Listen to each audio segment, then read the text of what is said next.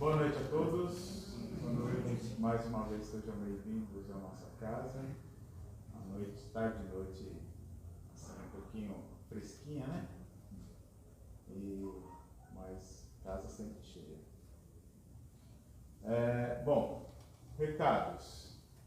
Os recados da noite continuam os cursos, né? Ainda dá tempo, apesar de a gente estar no meio do ano, mas ainda dá tempo. Quem quiser entrar pode chegar, que o curso é muito legal. Quem participou conhece, quem não participou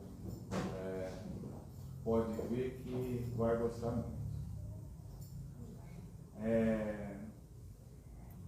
Mais algum recado especial? Bom, hoje o nosso evangelho é com a Elaine, né?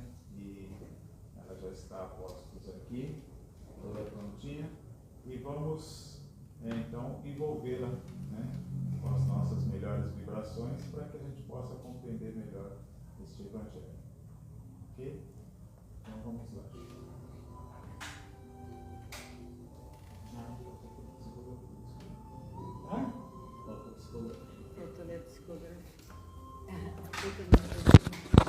Desculpa, gente, faltou psicografia. Foi mal. Vamos lá.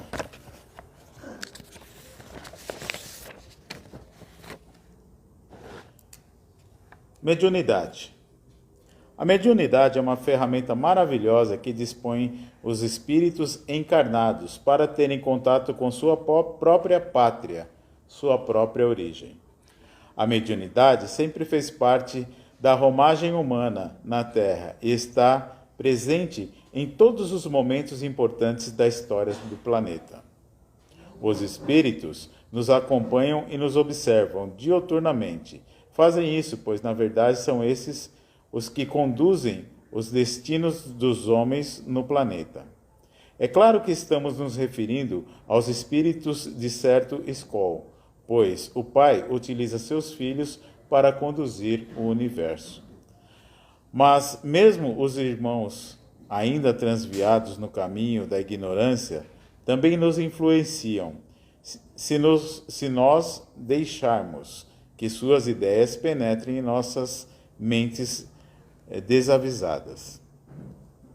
Assim, há que termos todos nós couraças de fé e de conhecimento, para não nos deixarmos influenciar pelas ideias nefastas das trevas.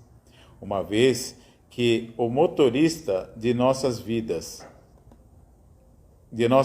somos nós, não podemos justificar as nossas más condutas, porque os passageiros nos sugeriram infringir as leis. A lei de Deus está em nossas consciências e constantemente a violamos, mas, o mesmo havendo espíritos que sugerem o mal, há também os que nos guiam e sugerem boas atitudes, se tivermos bons ouvidos de ouvir. Ora, todo espírito filho de Deus, o Pai determinou um guardião e guia na nossa vida, que nos sugere o bom concurso de ação às nossas vidas.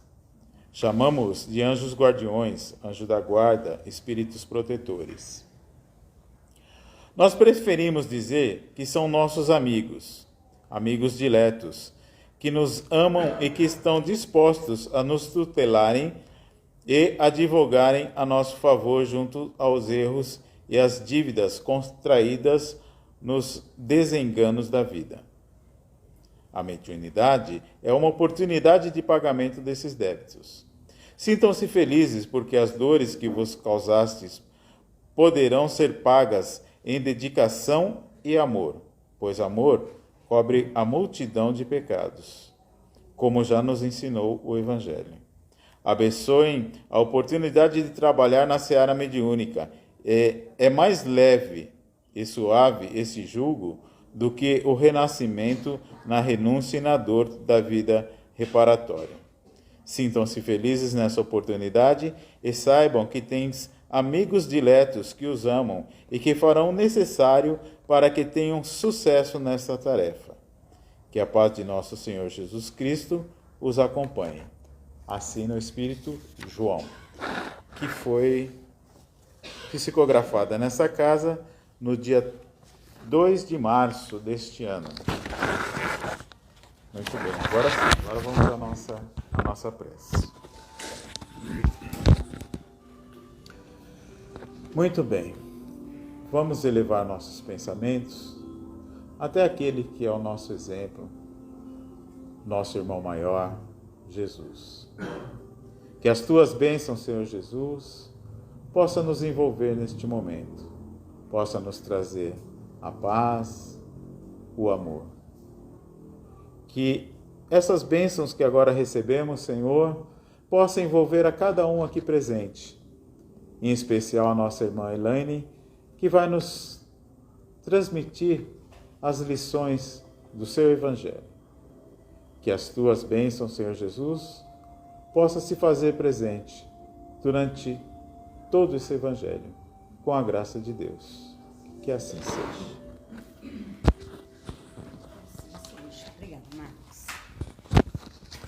Casa cheia hoje, que bom, num sábado frio desse, né? Bom ver vocês aqui. Obrigada, viu, gente? Então, boa tarde, né, a todos oficialmente. O Evangelho de hoje, eu vou falar um pouquinho sobre a obediência. O tema da palestra é A Quem Obedeces? E eu tirei do livro Pão Nosso, do Emmanuel, que ele explica essa passagem, é uma passagem de Paulo, de Hebreus 5.9, 5, versículo 9, capítulo 5, versículo 9. E o capítulo do Pão Nosso é o 16. O título é A Quem Obedeces? E a passagem de Paulo é a seguinte: E, sendo ele consumado, veio a ser causa da eterna salvação para todos que lhe obedecem.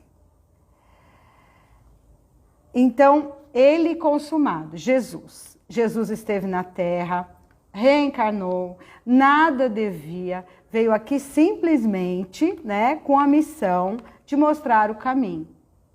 Ele veio aqui para exemplificar, para deixar seus ensinamentos. E ele consumou.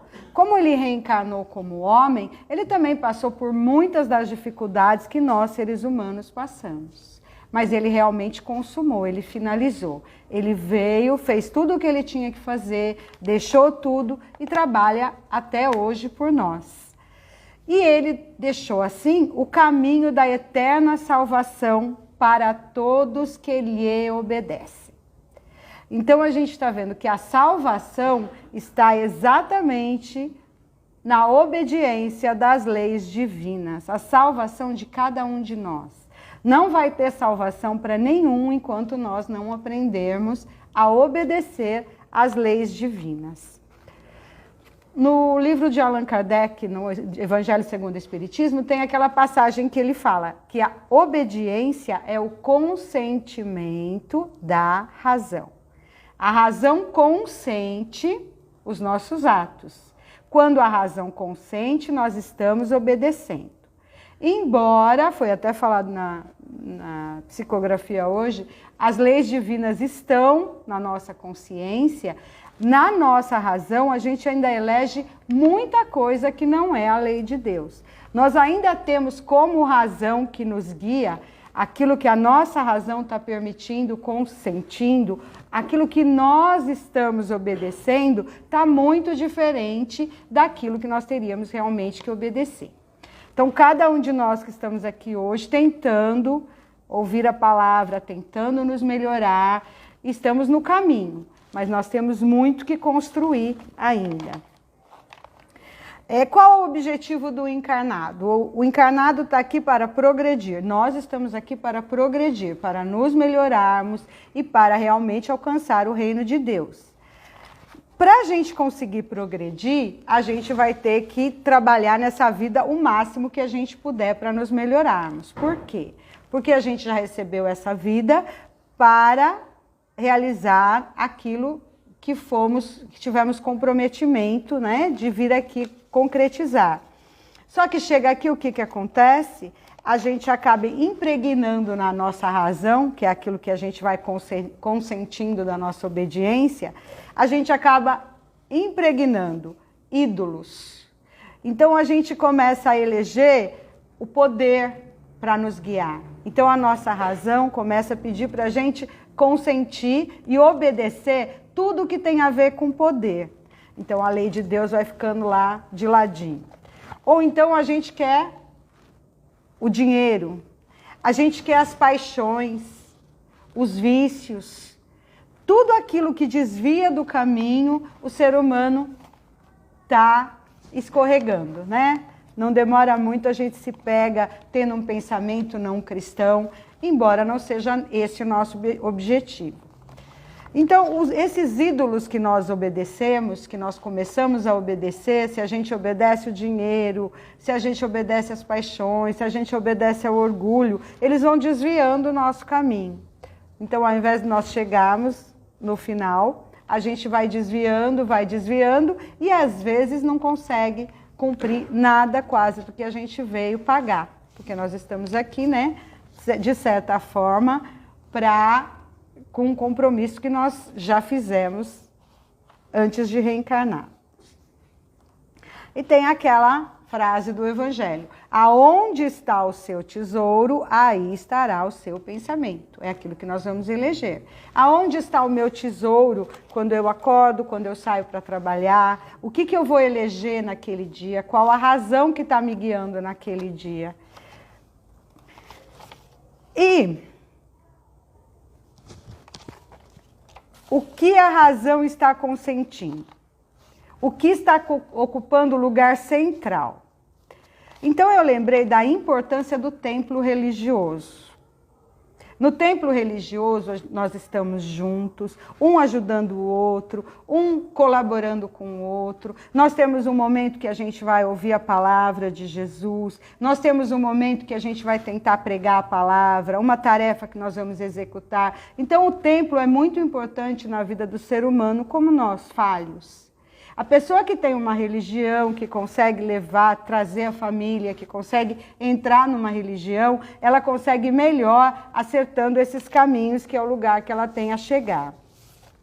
E eu lembrei também de uma passagem que tem na Bíblia, onde fala que Jesus deixou 99 ovelhas e foi buscar Jesus conta, deixou 99 ovelhas e foi buscar uma que estava perdida.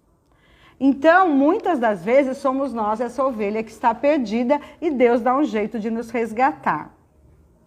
Então, nós estamos no caminho errado e Deus dá um jeitinho de resgatar essa ovelha perdida.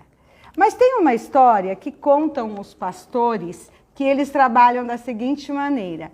Os pastores, quando existe uma ovelha que é muito teimosa, e que foge do rebanho, e que não quer ouvir o pastor carrega ela nas costas, para trazer de volta. Só que nesse caminho para trazer a ovelha de volta, ele quebra as pernas da ovelha. É história de pastoreio mesmo. Ele quebra as pernas, por isso que ele traz a ovelha nas costas. E quando ele traz essa ovelha nas costas, ele vai conversando com ela vai ouvindo a voz dele, ele coloca ela num canto e começa a tratá-la. Ele trata com alimento, ele trata com remédios, e a ovelha vai ficando melhor. Nesse tempo, a ovelha começa a conhecer a voz do pastor e perceber que o pastor é realmente alguém bom para ela, é alguém que quer ela no lugar certo, que ele quer a obediência dela. E aí a gente pode pensar que quando nós nos desviamos da obediência sobre as leis divinas, às vezes a gente tem a perninha quebrada, não tem um ditado que fala, vai quebrar as pernas ali, né? Vai se dar mal, vai quebrar as pernas. Talvez tenha vindo até daí. Então, às vezes, a gente sente que a nossa perna deu uma quebradinha. Ou vem uma doença que nos pega, ou vem, às vezes, uma desavença material, uma desavença familiar, alguém na família que se perdeu, vícios no geral, e a gente já começa a se achar o último. Mas se a gente lembrar que nesses momentos existe um anjo protetor vindo de Deus que nos está carregando nas costas, a gente consegue sentir um alívio melhor.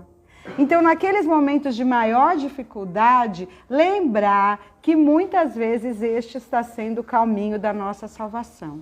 O caminho para a gente observar aonde está faltando obedecer, o que a gente ainda não está fazendo, o que está faltando na minha vida, seja no relacionamento familiar, no trabalho, o que está faltando para a gente realmente observar. Lentamente, a nossa razão vai se transformando, a nossa razão vai se voltando para os caminhos de Deus. Essa é a nossa meta. A meta é que a nossa razão vá se voltando aos caminhos de Deus, que a gente comece a obedecer às leis divinas. E isso vai acontecendo gradualmente, principalmente quando a gente vai trabalhando no bem. Quando a gente começa a eleger a caridade como meta, quando a gente começa a eleger o trabalho no bem, a ajuda ao próximo, a colaboração, quando a gente começa a nos atentar do que Jesus faria se estivesse neste momento, antes de tomar uma decisão apressada, antes de já sair brigando, xingando, se revoltando, o que Jesus faria na minha situação? Em primeiro lugar, para a gente saber o que Jesus faria, a gente tem que começar a estudar Jesus.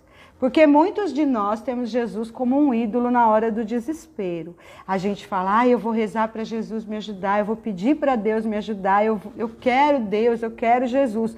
Mas não sabe o caminho, porque a gente passa o tempo todo servindo a outros, obedecendo a outros ídolos e esquece de estudar Jesus. Estudando Jesus, a gente vai completando a razão da gente com as respostas do dia a dia, que a gente vai ter imediata neste momento.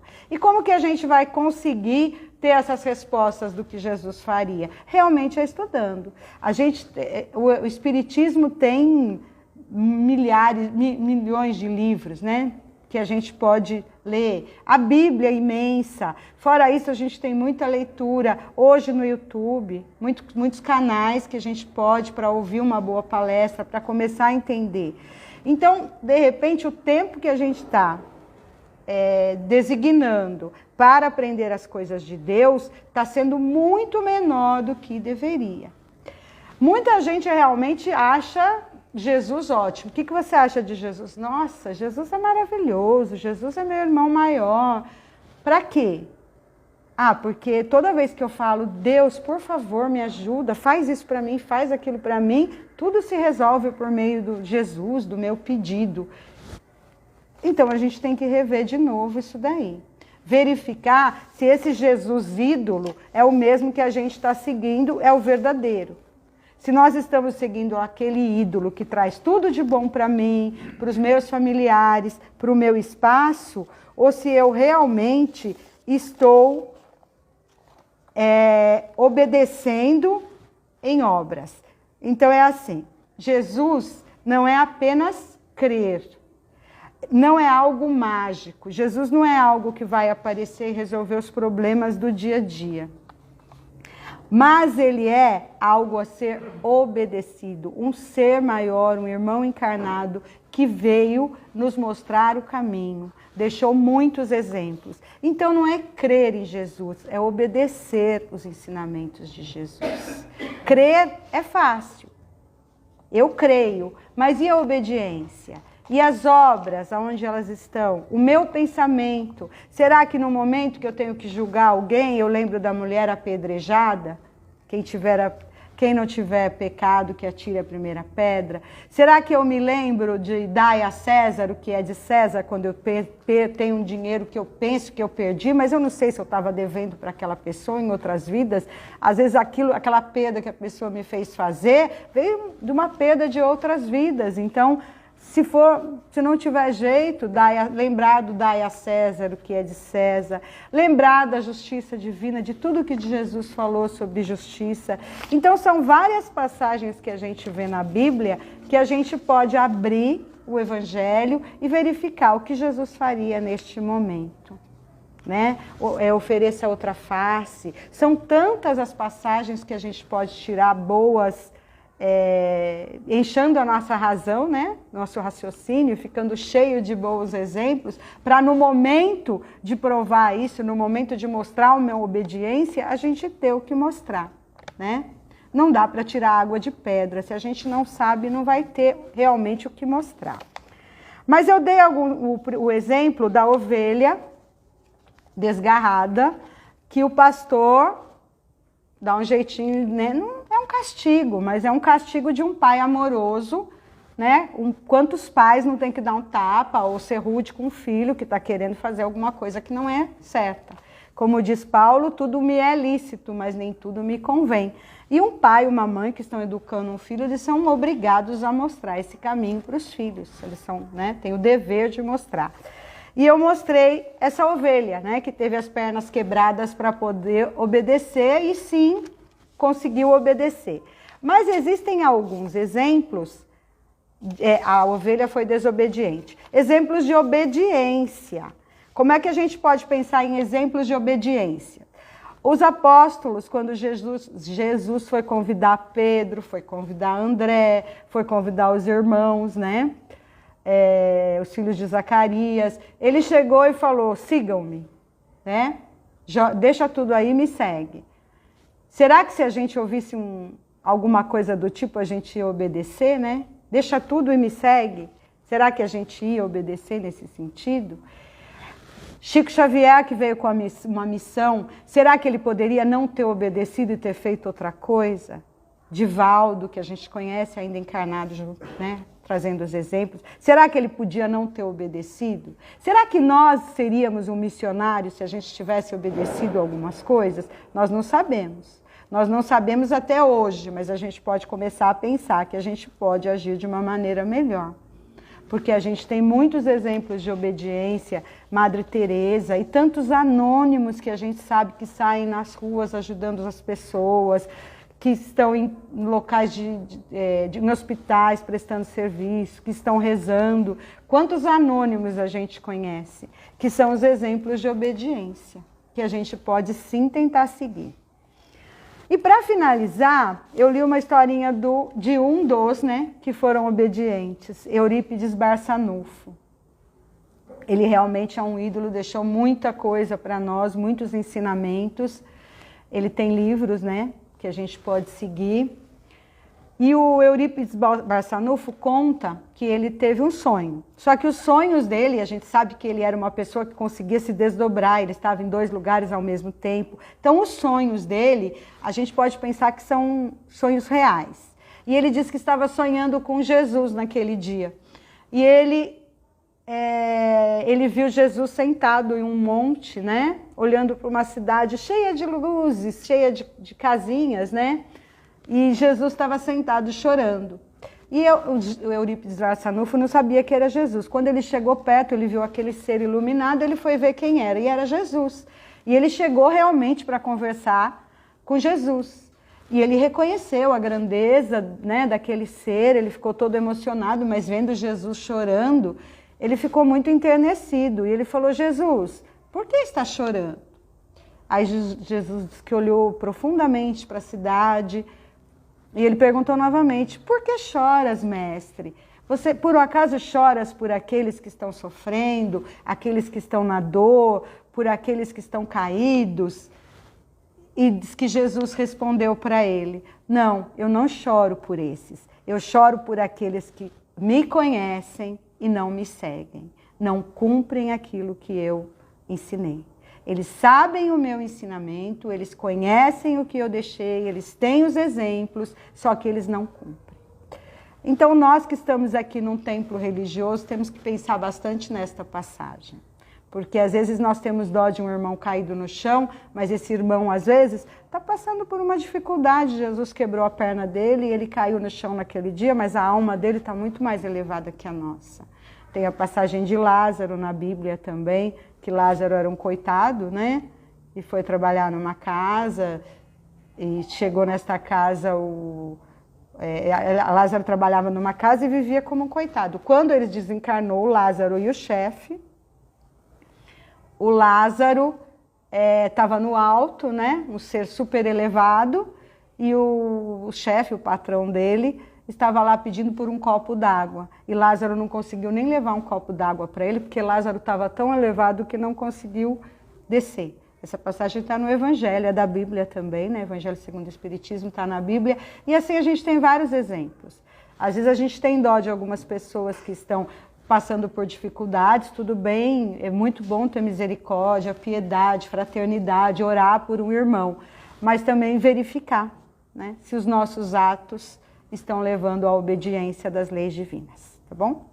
Tenham uma boa tarde, um bom fim de semana e obrigado por estarem aqui. Vamos começar com o Marcos. Vai ver, Marcos, eu perdi. Obrigada.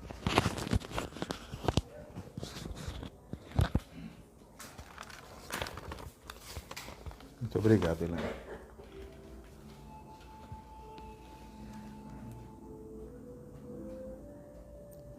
Mais uma vez, Senhor Jesus, nós te agradecemos por mais essas lições